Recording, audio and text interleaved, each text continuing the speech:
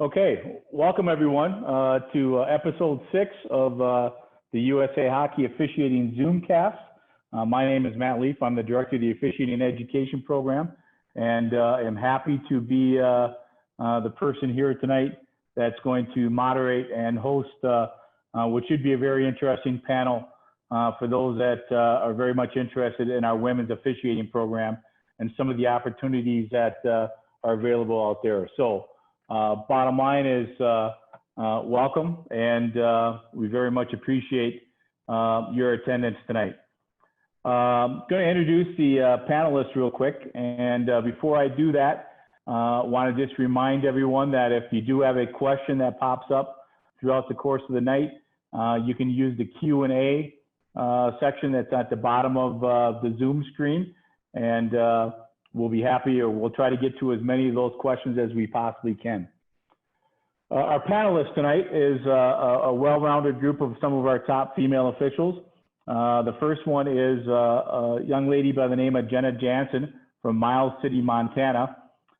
Jenna has been involved in our program for several years now on the grassroots level, and recently has joined the international license ranks, has been involved through all of our programs, and is working at the Tier 3 junior level out in the Western NA3HL. So I want to welcome Jenna first, and Jenna, why don't to kind of sort of intro yourself and get this thing started, why don't you share a little bit with the group, when and how did you get started in officiating? Sure, thank you, Matt. So I began playing in the 4th grade, and so that's been quite a handful of years ago now. And ice hockey in this region, and certainly in my little town, were very much in their infancy. And so we ended up having to play in a league that, to be quite honest, we really had no business playing in.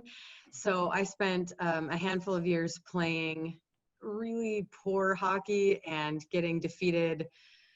Oh, I don't know, 22-0 was a score that sticks out to me. And so I was starting to lose a little bit of the love for the game and become really frustrated. And my dad, who had started officiating to help fill some volunteer slots for the local association, offered and suggested that maybe I give officiating a try and see what a different perspective it can provide on the view of the game. And so in the 8th grade, I started officiating, and I fell in love with it right away. And after a couple of years, 8th and 9th grade, of playing and officiating, I decided I was going to hang up my player skates and just focus on officiating from there on out. And a small hop, skip, and a jump 20-something years later, and here I sit in front of all of you tonight. Okay, thanks, Jenna. Our next panelist is Kendall Hanley, who's currently living in the Minneapolis-St. Paul area. Kendall has been also involved in our program for a long time. She got started officiating a little bit later after her playing career was done. She's also been involved on the coaching side and those types of things. And most recently, Kendall was a representative at the World's Under-18, or the Women's Under-18 World Championships this last season. So Kendall, same question to you. When and how did you get started in officiating? And please make sure you unmute yourself. I hit unmute. So I started, like Matt, as you mentioned, I started after college. I got done playing up in upstate New York, and happened at the time to be relocating down to Dallas, Texas on spring break, and met someone in the women's officiating community at a pickup who told me kind of what officiating entailed, and I was definitely looking for something to fill that playing void, since I was done with the playing side of things, and had never really thought about officiating until I talked to her, and she told me what it was all about. And from there, I started down in Dallas, Texas, and over the course of the years, I'm in my 13th season, have lived in a variety of districts and worked a variety of hockey, and I'm here in Minneapolis right now, and work a variety of opportunities locally, nationally, and like you mentioned, internationally. Okay, thanks, Kendall, and welcome. And then finally, our third panelist tonight is Jessica Leclerc. She is a official from Maine, who is also our state supervisor of officials for the state of Maine. So she's gotten involved on the administrative side here as well.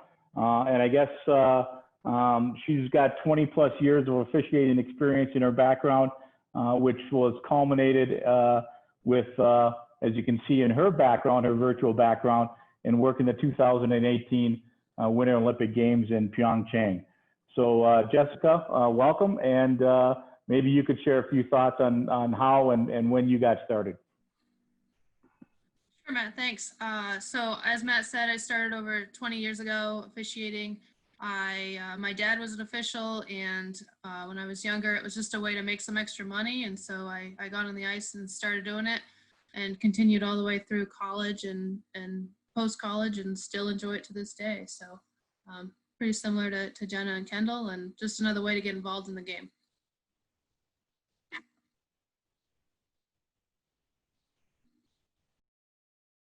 Matt, you're muted.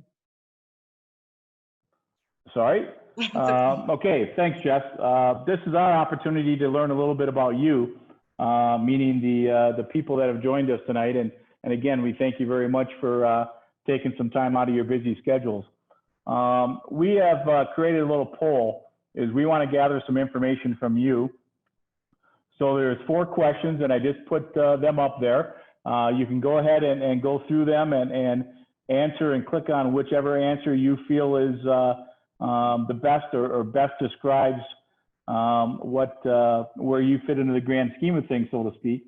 And once you answer all 4 of those questions, down at the bottom, there'll be a submit, and they will then be reflected, and we'll share the results with everyone here. Okay, let's take a look at the results. Hopefully everyone can see that. How many years have you been officiating? Looks like we have a relatively experienced group here with the greatest percentage being over 10 years, and we certainly welcome everyone from there. And for those that are new to this and in your first or second year, hopefully we'll be able to share some information that's going to be valuable for you as you progress through your development, officiating development over the years as well. What percentage of the games that you work are girls' women's games? Looks like a pretty wide range there. And of course, that's going to be, a lot of that is going to be based on the geographic region and the number of teams you have in those areas and those types of things. But for the most part, it looks like the vast majority are pretty limited in terms of the access that they get to the girls' women's games.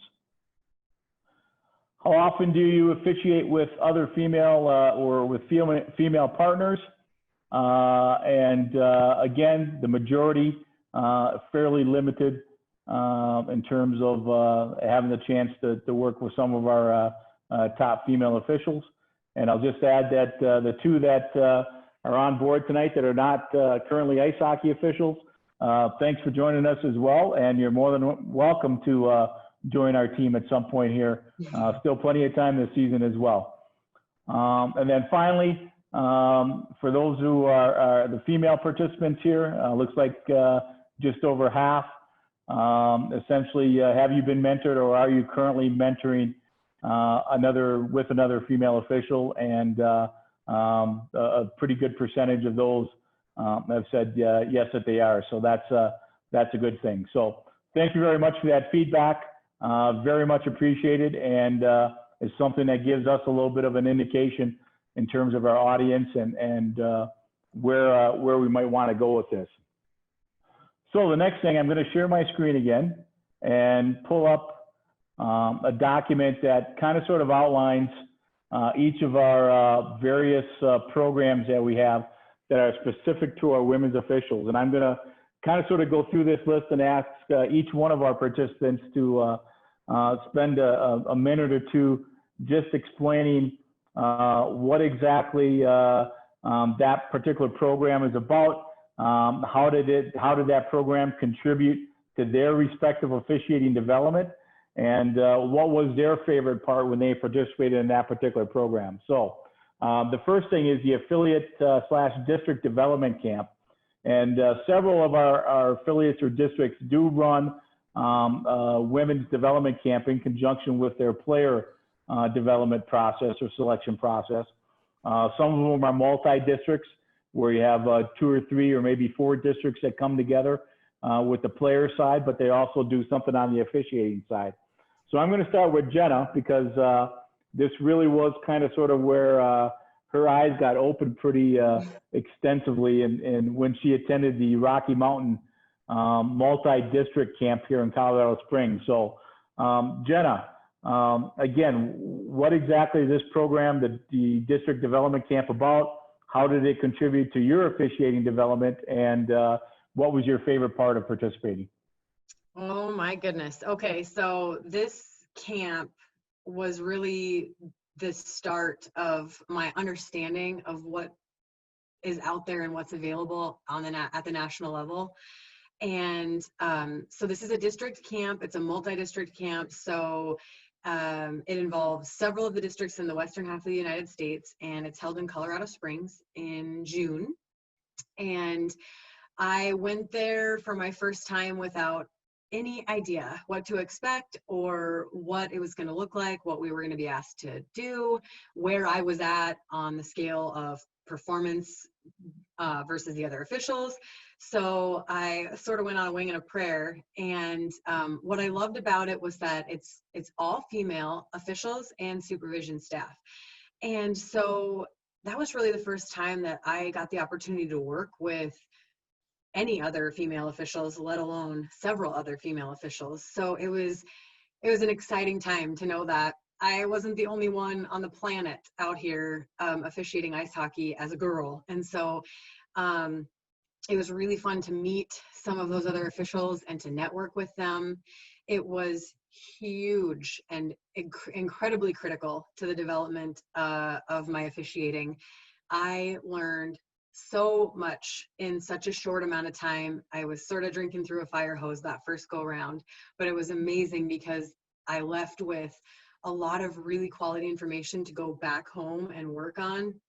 And I was able to implement that slowly but surely into my game. And in fact, I attended that camp a couple more times in order to continue refining and honing those skills. And the feedback that I received from the supervisors there was eye-opening and game-changing for my officiating game. My favorite part, oh my goodness, I'd have to say the people that I met, both the supervisory staff and the fellow campers. It was an incredible opportunity to meet other people like myself who share my same passion for officiating. And it also opened up a lot of opportunities for networking to get games and tournaments in other areas, to make those contacts and start figuring out and making a way for myself at the national level. And yeah, it's a darn good time. Okay, thanks, Jenna. Kendall, would you like to share your information on the Futures Development Camp? Yeah, so Futures Development Camp, it's kind of that first national level event that you're going to go to as a female official. You know, similar, you're probably going to see some similarities between the affiliate side of things with, it's a huge emphasis and focus on the fundamentals of officiating based on the USAH hockey standard and what their expectations are of our game management. You're going to work on skating, positioning, rulebook knowledge. It's a very, very intensive week, but just an awesome week. It's going to bring in officials from around the country, women that you might not have crossed paths with if you hadn't gone to this type of event. And sometimes they also bring in international officials a part of this program. But you know, it's very intensive mentally, physically. But a lot of what you've built on or should have built on from affiliate district camp is going to help you be successful at the Futures Camp. And that's kind of that starting point for the national office to get to know you as well and get you on their radar for up and coming events.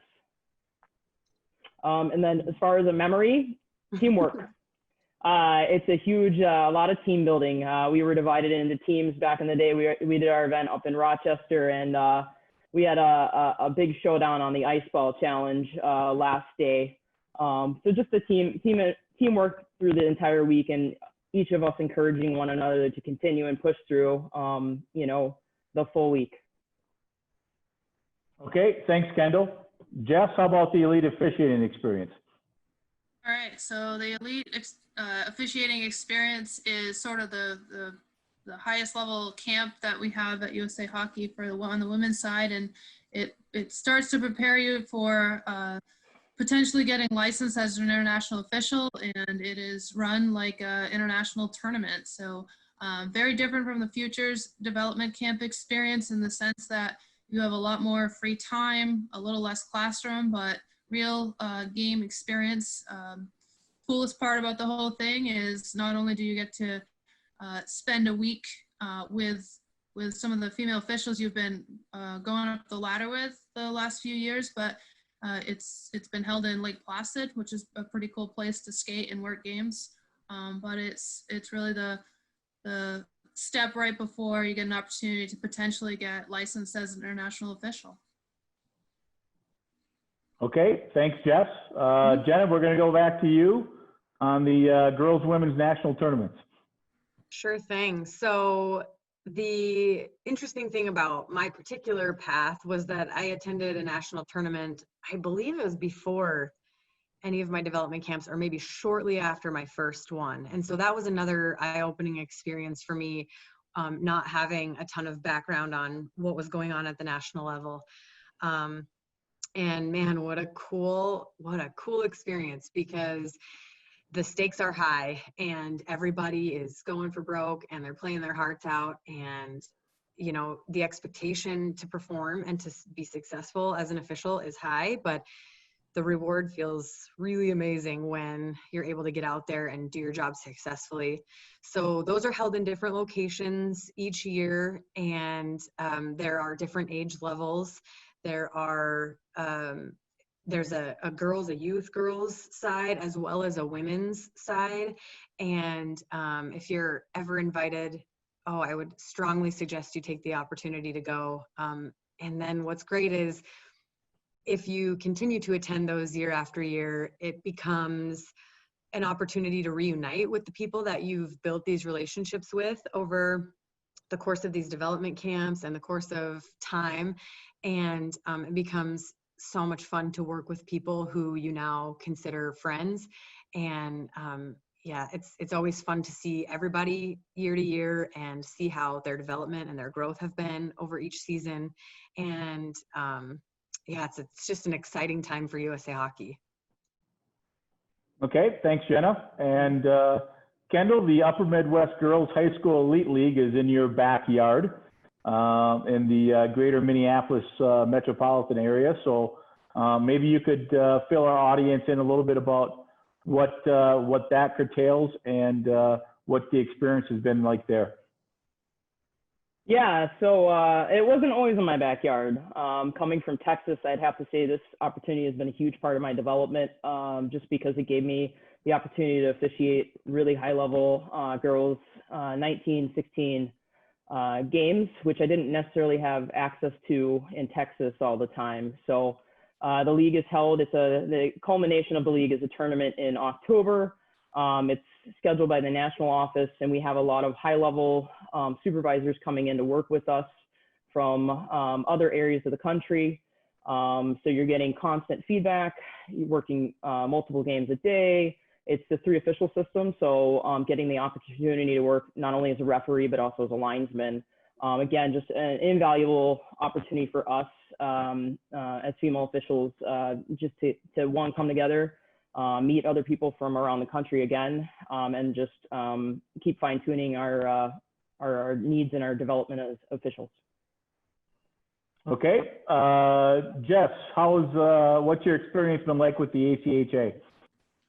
All right, so for those of you who don't know, the ACHA is college club hockey, and USA Hockey assigns the national tournament. So it is run very similarly to the girls and women's national tournaments, and that they bring in officials and some high-level supervisors, and it's a great experience to work some higher level hockey. These are college club players, but the Division I and Division II club levels are pretty good hockey. We work 4 official system and we work the 3 official system. So again, just another opportunity that USA Hockey gives us to come together and work a national tournament and get supervised at that level. So. Okay, going to throw a little curveball and mix things up here a little bit. Unfortunately, where Jenna is located, the NWHL, the National Women's Hockey League, hasn't quite made it out to Montana yet. So it is a little bit more of an Eastern-based and with a team, a franchise in Minnesota right now. So Jess, I would say you probably have the most experience working in the NWHL and share a few thoughts you have on that. So the NWHL is a really cool opportunity that we get. That's the National Women's Hockey League. So it's a professional level hockey. It's some of the best women's hockey players in the world play in this league, and certainly we get to officiate. We get to play at some pretty cool rinks and do a little bit of traveling with that. Most of the teams are based out east. There is one team now out in Minnesota, so that's also nice for the girls out west to work those games. But it's an opportunity for us to work games with all female officials and be out there with some players that not only represent the U.S. but other countries at the international and the Olympic level. So once again, just highest level hockey we're probably going to be able to skate throughout the course of our season, especially on the women's side. Okay, Kendall, the women's national team camps and games. Could you share some thoughts there? Yeah, so obviously coming, Elite Camp provides the opportunity to work U.S. national team camps, but there's also other opportunities throughout the season. The 18s, the 22s, and then the women's national team will hold series and games from time to time. For instance, this year we had the rivalry series that rotated between Canada and the U.S. So depending on what's going on with your schedule and where you are at in your development, these are opportunities that, could come your way. And it's just, again, another just amazing experience and things that we're afforded through USA Hockey. Yeah, and I'll just add something there too, is we never know where they're going to go. And they run, probably have 4 or 5 different camps or different events throughout the course of the season. Certainly before the 4 Nations event in November, usually something before the under 18s go overseas for their world championships. And depending upon where they are, it's going to kind of sort of dictate what location. So they've been everywhere from Bangor, Maine, to Boston, to Florida, to Nashville, to Pittsburgh, to Minneapolis, to Anaheim, and pretty much all over the country. So it does, and we try to, in those cases, unless it's an international game against Canada or Finland or Sweden or something, we'll generally try to stay fairly regionalized with those types of things. So those opportunities do pop up on a regular basis. The final opportunity I just wanted to mention real quick, and I'm going to put Jenna on the spot here. And just a little bit of a background is Jenna just received her IIHF license for the first time this past season, the 2019-2020 season. And generally, when you're a first-time license, it's kind of sort of, sometimes you get an assignment, but most of the time you usually don't. And we created an opportunity or had a chance to create that opportunity for Jenna. And of course, it was probably the end of January, early February. And of course, the location that she was going to was the middle of China. So if you can imagine, that didn't go particularly well. So Jenna, you want to share a little bit about the ups and downs of your first potential international gig? Sure. I can share some of the ups and downs, absolutely, and that's a great way to put it, Matt. I was, I think, 3.5 days away from embarking on what was to be my first IIHF assignment, but as we all know, COVID has changed our lives, and my tournament, along with several others there subsequently afterward, was canceled. I think it was one of the first ones to be canceled based on its location in China. And oh, what a heartbreaker. But The good news is that each and every one of us, no matter what our story looks like and no matter what our particular path has been to find our way through working our way up the ladder, it always involves ups and downs. There are moments where you can't hardly believe you've been given this opportunity and you are so excited and everything goes amazingly well. And there are moments where things don't go so well and you have a tough game, or you get a tournament cancellation notice 3 days before when all your bags are packed, and that's okay. So we use those experiences to build resiliency because it's necessary, and to be thankful. The honor of being selected to go to China doesn't get canceled. I get to keep that forever and ever. So yeah, be prepared and expect ups and downs. I think the first couple were surprising, and now they're slowly but surely getting easier to manage when they come around, when those downtimes do come around, but it's completely normal. The level of competition as you continue to work your way up gets more and more difficult, and Matt and others are forced to make impossible decisions on who gets assignments and who doesn't. And sometimes your name gets drawn and sometimes it doesn't. And you learn to appreciate that for the beauty that it is, because it's all part of the experience. Okay, thanks, Jenna. I'm going to jump to a quick question from the audience here. And I think I'm going to steer this toward Jess's direction. At what age did you start to attend the future and the development camps and really get involved at the national level? So I attended, I was a little bit of a late bloomer. So my experience at futures and development camps, back when I did it was called regional camp, but it was right around college. So that's a great opportunity. It's a summer chance. So I would say when you're in college or shortly thereafter, I went right after, simply because it gave me an opportunity to focus a little bit more on officiating, and I had a little bit more time. But I would say college age is a good time to get involved at the futures camp level, but certainly you can get involved before that at the local and state and district levels. Matt, can I Yes, piggyback please. on that really quick? Yes. I think I totally agree with everything that Jess mentioned, and I think that starting as early as possible certainly is not discouraged, as long as you're old enough and ready physically and mentally for that opportunity. But for Jess to say she was a late bloomer and started right around college, just as a juxtaposition to that, I was a super late bloomer. I didn't go to regional camp or futures camp until I was 29, I think, or 30 even. And so I think it's important for any of you female officials that are watching tonight who maybe haven't attended and you thought that your window was over. It's not. It's not. Take every opportunity you can. If you think you're too old, you're not, or you may not be. Certainly it's worth finding out, because there are people who come into the national level a little bit later and still manage to find some level of success. So I wouldn't let your age be a determining factor one way or another, young or old. Okay, thanks, Jenna. Another question from the audience, from Ross.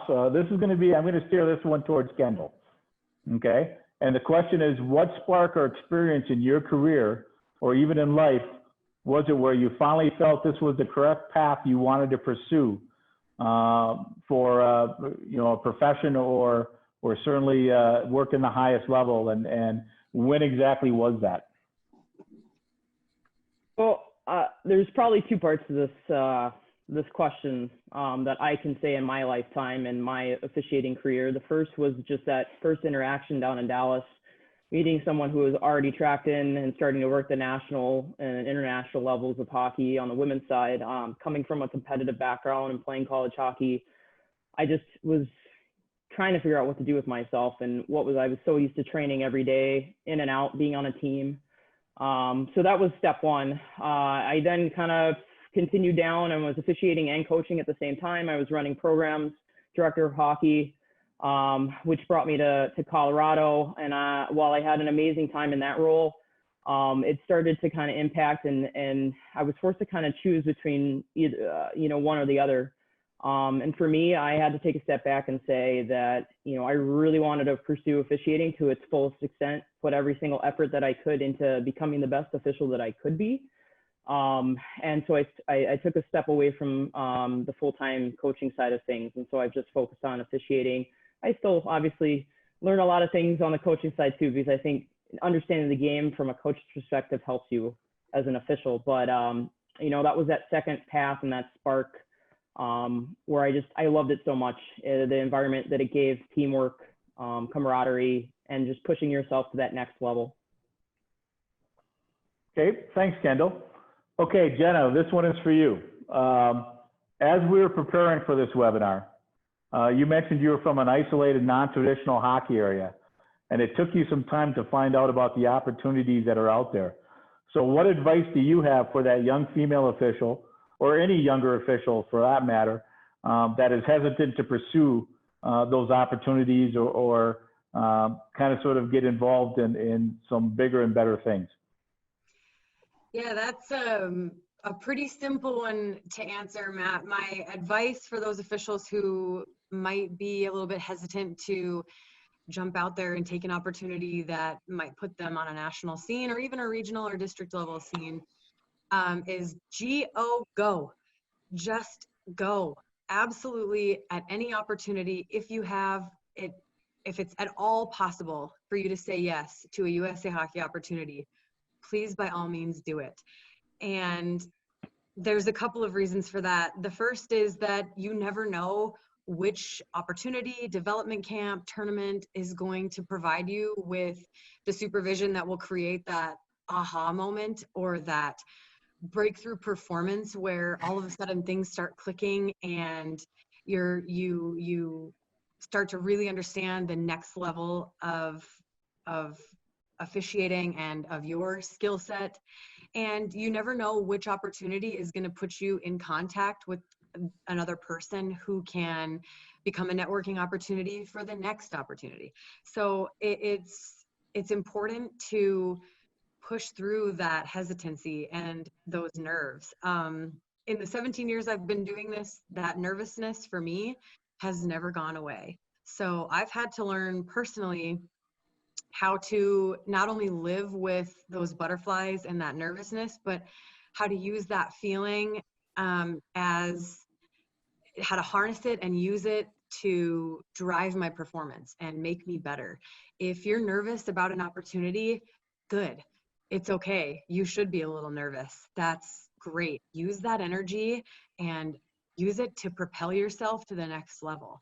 But don't by any means say no because you're too nervous or too hesitant or you think you're not good enough or whatever, because let me tell you, I've thought all those thoughts myself. And if I hadn't decided to not listen to my own brain and step out and take a chance, I certainly would not be on the ZoomCast with any of you tonight. So if you're nervous, good, use it. Okay, thanks, Jenna. And Jessica, speaking of opportunity, one of the things you mentioned you like to learn earlier in your career was when the door opens, be ready to kick it wide open. Once you figured that out, how did that approach impact your success as an official?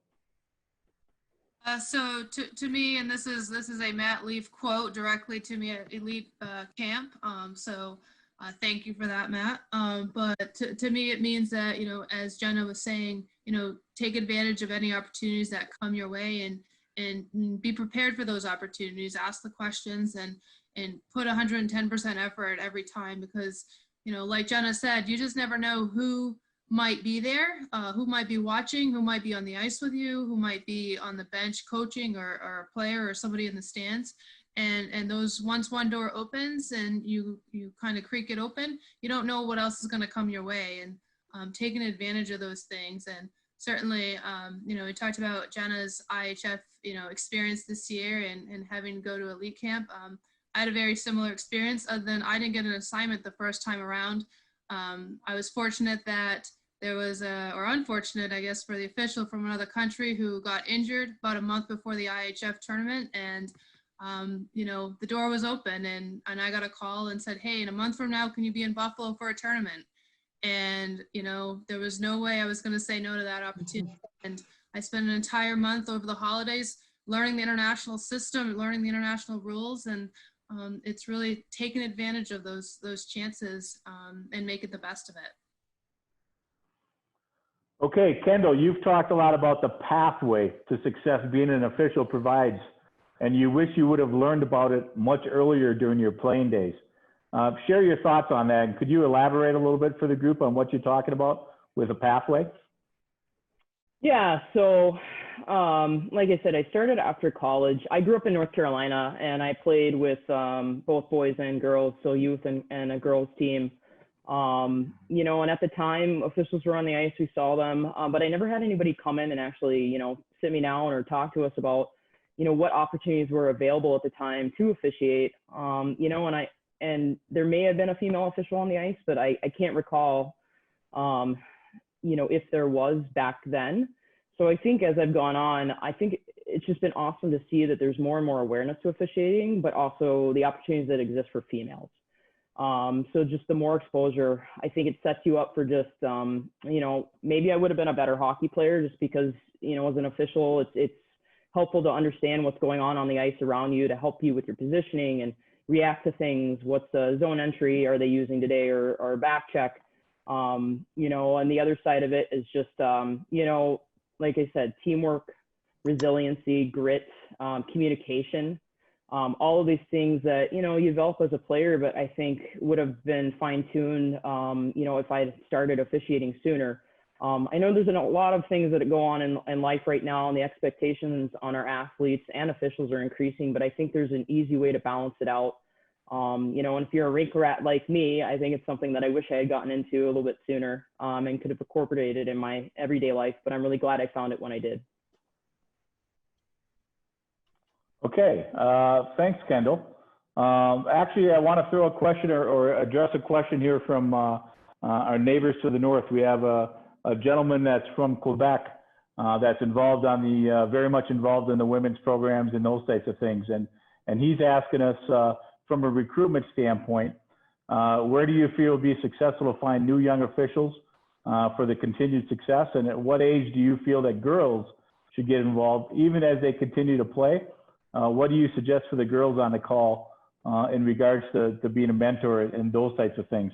Let me just throw out some real quick statistics from USA Hockey just to put some numbers behind this. We have just over 750 female officials as part of our program. And of those, 60% of them are under the age of 18. So obviously it's kind of following the path of the girls' game as a whole in terms of the growth, with a lot of more girls that are playing the game at the younger levels, and they're giving officiating a try. In comparison, on the boys or on the men's side, only 40% of our men are under the age of 18. So we do have a much younger contingent of our female officials. And I guess with that being said, any one of you can jump in on this, or all of you can jump in on this. What are your thoughts on working with the younger officials and the potential role that mentors can play in those types of things? I can start if you guys want. I started when I was 13, and to be honest with you, one of my make it or break it moments was really early on in my career. I think I was in my second season, so I must have been 14 years old. And I was getting absolutely lit up by a coach in a profanity-ridden tirade. And I managed to save my tears until I got into the locker room. And it was there that I had to decide, am I going to keep doing this or am I going to quit? And I think we all as officials have had that moment in our first handful of years where you have to decide, is this really for you? And luckily enough for me, I'm just far too stubborn to let that coach win. And so I said, no, I'm going to stick it out and show him, you know, what I'm made of. And for me, that was a really pivotal moment, but it happened at 14. So I don't know that there is a magic number. To me, it's more about maturity and development as a person. And yeah, that was a tough moment, but I had a really great support system surrounding me. Both my dad and the other officials in my association were there to support me in that moment and be mentors to me. And so I think if you feel that there's somebody out there who might be interested in it or might be the right fit for it, and yeah, maybe they're a little bit young, we can't know if and when they're ready until they give it a try. And for me, it was just to be asked are you interested in officiating? Would you ever be interested in officiating? I think sometimes, even as officials, we float through and we don't think to ask players or coaches or parents or fans to come and join us. And so if there's somebody you have in mind, I would say, I don't know that there's a time that's too early to start. Matt maybe has a different perspective on that, but for me, I was pretty young. Jeff, Kendall, any thoughts? Yeah, so I'll jump in. Part of the New England district, we did a couple of women's only seminars last summer, and we found, you know, our biggest bang for our buck was reaching out to the players, the female players, at the 16U and the 19U level. So we reached out to the teams and tried to recruit in that sense. It's a win-win for us. You got girls who can skate really well, and they know the game, so it's easy to transition. And absolutely, there's an opportunity for folks to not only officiate but also play at the same time. And I certainly went through that path, and I think most of our female officials continue to play all the way through college and find success in both realms, whether on the playing side and the officiating side. And you don't necessarily need to make a choice between the two, you know, until your playing career is essentially over. You know? So I think that the recruitment needs to come from females that already are involved in the game and already play the game. And I think that having a female role models and mentors is critically important. One of the things we found with our job last year doing the women's only seminar or any of our development camps is that the girls are more likely to come and talk to us than they are the male supervisors and the male mentors.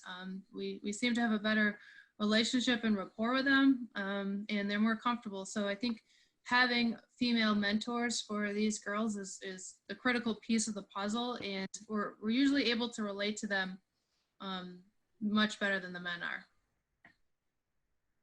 Okay, thanks, Jess. Kendall, you have any thoughts here real quick, or? Yeah, I mean, the testament of having strong mentors, obviously, I think it's critical that we get more women, strong females in these roles. It's invaluable for all the reasons Jess and Jenna mentioned.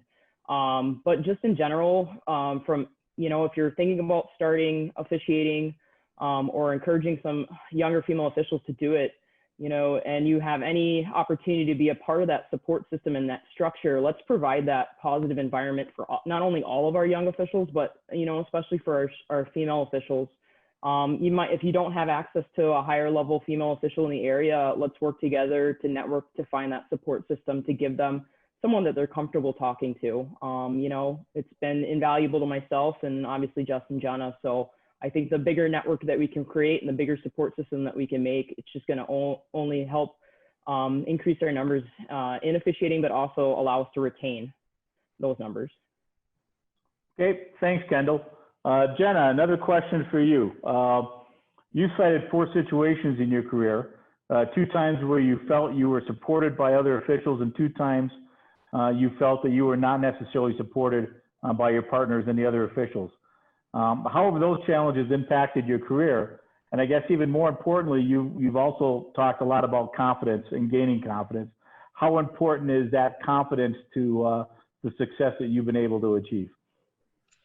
Yeah, so and these were, I cited 4 different experiences, 2 that I felt supported and 2 that I didn't, just kind of right off the top of my head. These are moments among thousands that we experience as officials, but in the 2 instances that I was thinking of where I was supported by my partners in in-game scenarios, It was critical. Well, actually, I should start by saying all 4 scenarios, both the good and the bad, were fantastic learning experiences for me.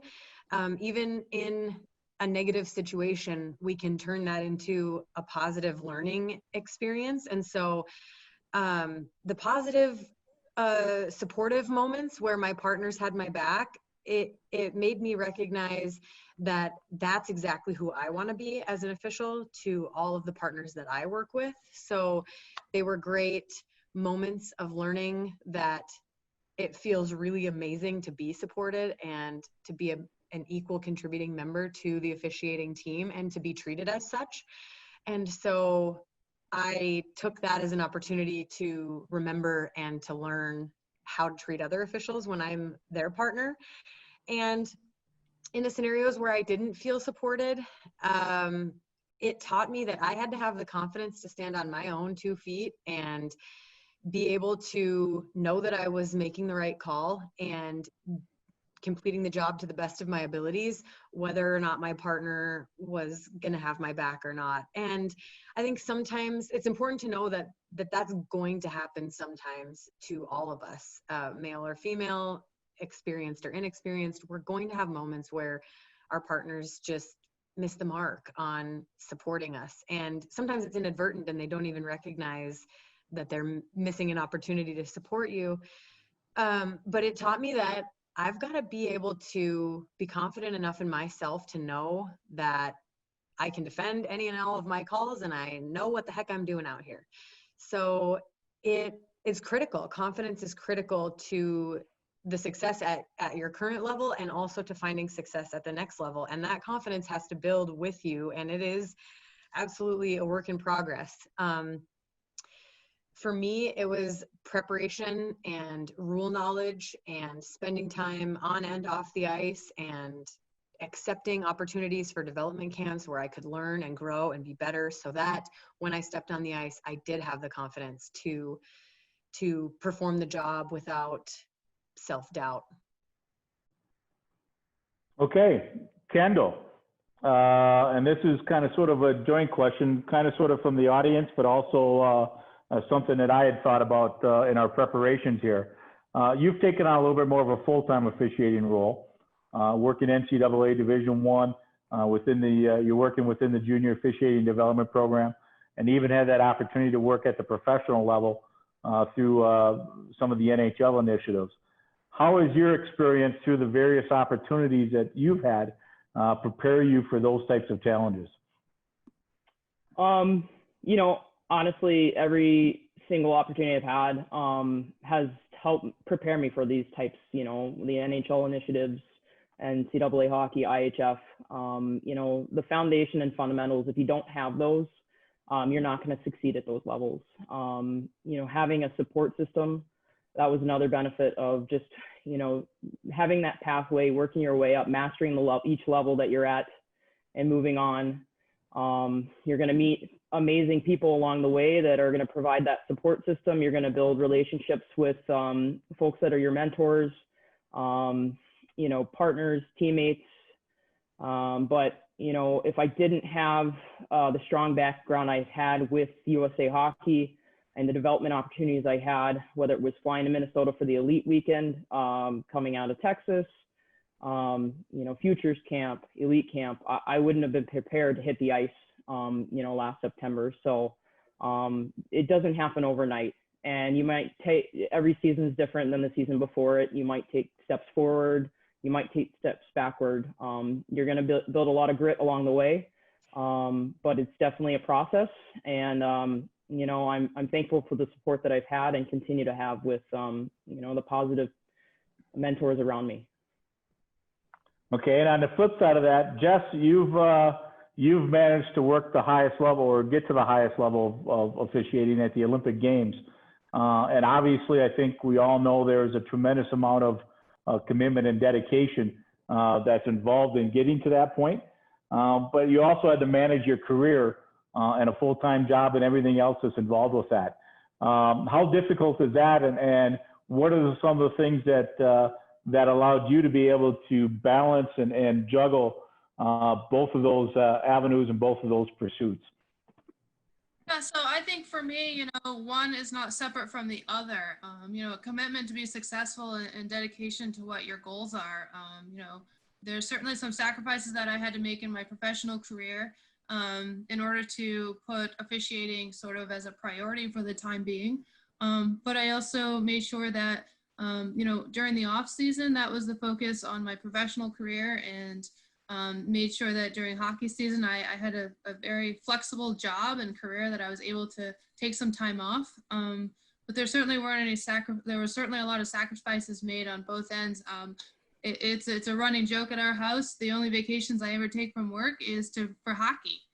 So to me, that's a sacrifice that I've made, and certainly have had really supportive family and supportive supervisors on the hockey side and also on my professional career. So, it all goes hand in hand in terms of commitment and dedication and making those sacrifices to try to reach your goals. Okay, Jenna, this is a fantastic question from the audience, and this might be one of my favorite questions I've gotten on these Zoomcasts so far.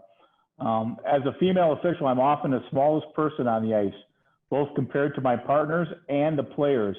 Do you have any advice for maintaining a good presence on the ice, even if you might be the smallest one out there?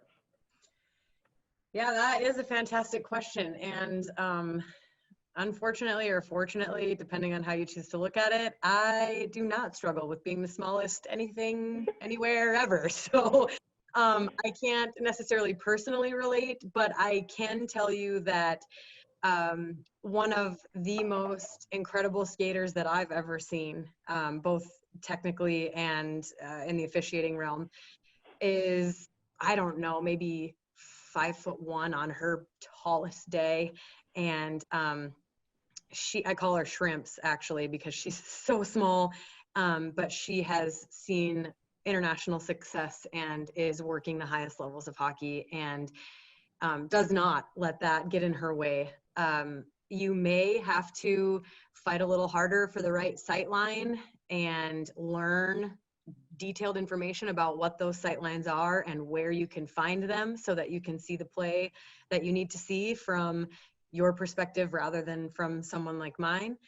But there are always workarounds and techniques to help you no matter what size you are. And speaking personally, maybe I'm not the smallest, but I also have utilized this tool in my toolbox. You don't have to be big to be scary.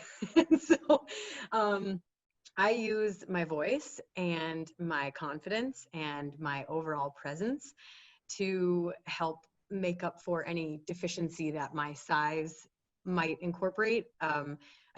Matt had mentioned, I spend a majority of my time working Tier 3 juniors boys hockey out here. And I'm lucky enough to be about the same size as those 16 to 20-year-old young men. But I would say in my experience, the moments where I have needed it the most, I've used my voice and my tone and my confidence to scare the living daylights out of them when it was necessary. So don't let your size be a deterrent or a disadvantage. There are always ways to overcome those types of obstacles.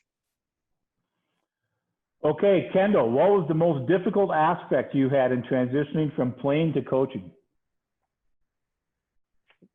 Playing to officiating or playing to coaching? Playing to officiating, sorry. Or all of them. Honestly, the skating is definitely a different style of skating, and then I have a tendency to skate into no man's land and the slot when I first started. So getting used to getting out of the middle of the ice, I heard a lot about that on my videos from Futures Camp, but I think the skating style, having your head up, learning the areas of the ice that you can utilize for good sight lines versus playing. So for me, I think that the skating side of it was definitely a little bit more to get used to being upright, making sure that you're watching play at all times and not watching, just one area. So that eagle vision. Okay, thanks, Kendall. I'm going to take this next one. does USA Hockey have an online mentor program that new female officials who don't have another female mentor to work with or ask questions or to reach out for assistance? Another very good question, and I think how I'd like to answer that one is we are putting a significant focus on a mentoring program because that will have contribute positively to the retention of officials. And I think the best advice I can give is if you're that female official, the newer, younger, or newer female official, and you're in an area that is not blessed with having some other females around, reach out to your local supervisor, reach out to your district referee in chief, whoever that may be, depending upon what district you're in, and they can put you in connection with someone that would be more than happy to be a little bit more of a virtual or maybe more of a distance type mentor, but certainly be a resource for you there. And if you're one of those seasoned veteran officials that are out there that want to be able to give back and want someone to be able to contribute to and guide and support and nurture a little bit, again, reach out to your local supervisor, reach out to your district referee in chief, and let's make sure that we have an opportunity to get those people who are very interested, get them connected and moving in the right direction. So I'm going to have the final question here because we're starting to be a little bit short on time. Final question I'm going to give to Jess and let her share a little bit of her experience reaching that pinnacle and talking about her virtual background there. You reached the pinnacle of women's hockey. You've been at the Olympic Games in 2018. What was that experience like? And what advice would you give to that next generation of up and coming female officials? Thanks, Matt. Yeah, so the experience was unbelievable. It was everything I thought it would be and then some. It's certainly something an experience that I haven't taken for granted, and it continues to be something I look back on, and it's still surreal that I actually was there and part of that experience. The 2018 Olympics were special in the sense of where it was in Korea and having the unified Korean team. And I was very fortunate in my assignments when I was there. But it certainly, my biggest advice is, it's not about the top of the mountain, but it's about climbing that mountain. It's about the experience and the journey. And I certainly wouldn't have gotten to the Olympic Games had it not been for the journey in the mountain that I climbed and all the people along the way that supported me, not only supervisors and mentors, but also the other officials, men and women. So my advice would be is aim high, aim for that top of the mountain. And, if you don't get there, it's okay. You're going to have some unbelievable experiences. And if, a state tournament is your top of your mountain that season and you get there, then that's an accomplishment to really be proud of. But certainly the journey to get there has always been my favorite memory. The national tournaments, going to futures camp, and getting up at 5 a.m. to go for a run when I didn't think running was something I really liked to do, to working a state tournament and or even going and working some high-level junior games on the men's side. All these experiences in this journey are what make the officiating career and what makes it fun. It makes the people that you learn. And like I said before, the door opens, take those opportunities, and it's a great team to be a part of. And if the top of your mountain isn't the Olympics, that's okay. It's still something to be proud of, to be on the ice and have that jersey on. Okay, thanks, Jess. Unfortunately, we are out of time for this evening. I want to just take this moment real quickly to let you know what the upcoming schedule is for our Tuesday night ZoomCast. We are going to go on a 2-week hiatus here to take a little break during the summer months before we really get started with the season, starting here in August. Coming back on August 4th, we're going to focus a little bit more on the nuts and bolts through the 2 official system. And then on August 11th, we'll be officially launching our playing rule change process. So we'll have the chairman of our playing rules committee and another director that is a USA Hockey director that's a member of the Playing Rules Committee as part of our panelists. And we are entering into a rule change year, and we'll be accepting rule change proposals until November 1st. So that evening on August 11th is going to be geared towards discussion of the rules a little bit, some of the philosophies, the writing philosophies that we have, what USA Hockey is trying to accomplish, and get that ball rolling, so to speak. Please don't forget to follow us on social media channels, the YouTube. All of these Zoomcasts are also posted online on YouTube, our YouTube channel, to watch on demand. So if you missed any of the first 5 or 6, please feel free to go back and check that out. And also follow USA Hockey Officiating on Twitter and Instagram and those types of things. I have to do my plug for a follow-up survey. Sometime shortly in the next 24 hours, you'll be receiving a little survey and an opportunity to provide some feedback on tonight's Zoomcast. And we very much appreciate that feedback. Finally, I want to thank all the participants for joining us tonight. Hopefully you enjoyed the conversation and the dialogue between 3 amazing women and who just also happen to be ice hockey officials. And we're very blessed to have them as part of our program. So thanks for joining us tonight, participants. Thanks for joining us, the panelists, and for continuing to give up your time and being an excellent role model for all officials that are out there that are part of our program. So once again, thank you to everyone. Enjoy the rest of what's coming up here in the summer. And please be safe, and thank you for your continued involvement in the officiating program. Just a friendly reminder that registration is open, so if you haven't registered yet, now is a great time to get your registration taken care of with the modules and open book exam.